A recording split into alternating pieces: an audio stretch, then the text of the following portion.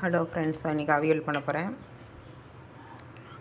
உருளைக்கிழங்கு, பீன்ஸு, முருங்கைக்காய், கேரட், பூசணிக்காய், ஒரு வாழைக்காய். இதுக்கு மெயின் வாழைக்காய், பூசணிக்காய், முருங்கைக்காய் இது இருந்தால் தான் அவியல் நல்லாயிருக்கும். உருளைக்கிழங்கு போட்டிருக்கேன். இதுக்கு அவரைக்காய் போடலாம், சேனக்கிழங்கு போடலாம். இதில் நான் போட்டது வந்து வாழைக்காய், முருங்கைக்காய், கேரட், பீன்ஸ், உருளைக்கிழங்கு, பூசணிக்காய், வாழைக்காய் வந்து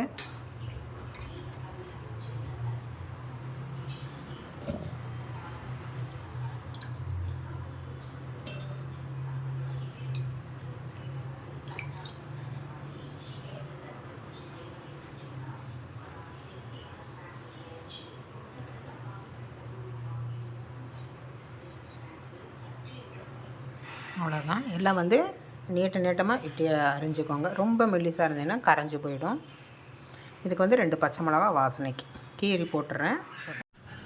2 பச்சை மிளகா வாசனைக்கு அதில் போடுறேன், கீரி போட்டுறேன். கருவேப்பிலை கொஞ்சம் போட்டுக்கிறேன். நல்லா வாஷ் பண்ணிட்டு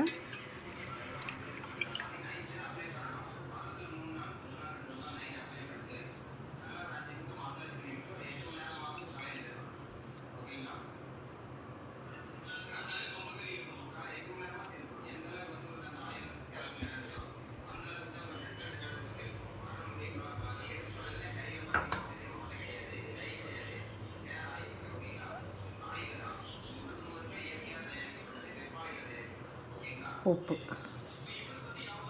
குக்கரில் வச்சு ஒரு விசில் வச்சு எடுக்கலாம். ஆனால் முருங்கைக்காயெலாம் கரைஞ்சி போயிடும். அதுக்காக தான் நான் இப்படி பண்ணுறேன்.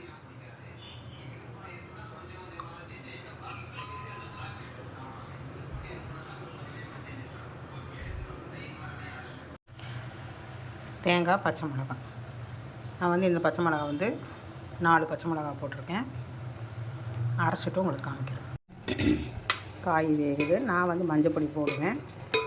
ஒருத்தர் மஞ்சப்பொடி போட மாட்டாங்க. நான் மஞ்சப்பொடி போட்டு தான் வேக வைப்பேன்.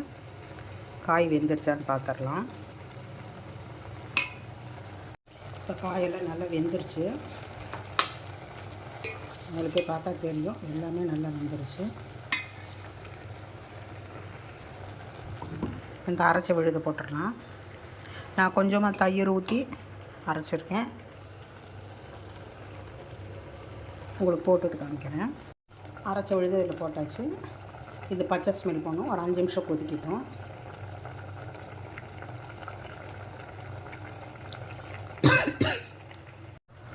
இப்போ தயிரை வந்து அப்படியே கெட்டியாக போட்டுறாதீங்க. நல்லா கொஞ்சம் கலந்துக்கோங்க.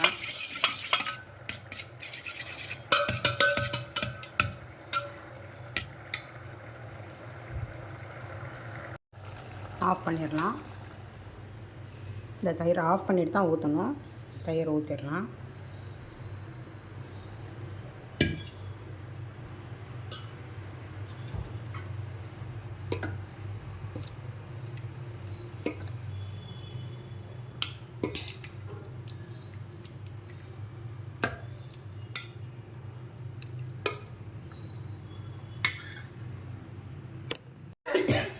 ஆஃப் பண்ணிவிட்டு அவியலுக்கு தயிர் ஊற்றியாச்சு. உங்களுக்கு பத்தலைன்னா இன்னும் கொஞ்சம் தயிர் ஊற்றிக்கலாம். இதில் வந்து பச்சை தேங்காய் எண்ணெய் கொஞ்சமாக ஊற்றிக்குவோம். ஒரு சில பேருக்கு பிடிக்காது, கொஞ்சமாக ஊற்றிக்குவோம். பச்சை கருவேப்பிலை. அவ்வளோதான். இதுக்கு தாளிக்கணும்னு அவசியம்லாம் இல்லை.